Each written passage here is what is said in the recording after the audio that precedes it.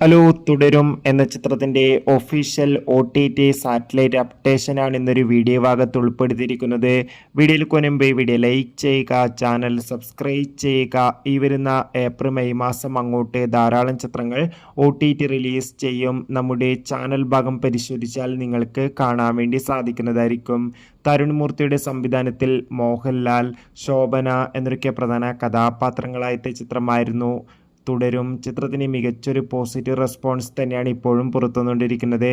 അതുകൊണ്ട് തന്നെ എല്ലാ സിനിമാ പ്രേമികളും ഒരേപോലെ തുടരും എന്ന ചിത്രത്തിൻ്റെ ഓരോ അപ്ഡേഷനും അറിയാൻ വേണ്ടി ഏറെ ആകാംക്ഷയോടെയാണ് കാത്തിരിക്കുന്നത്.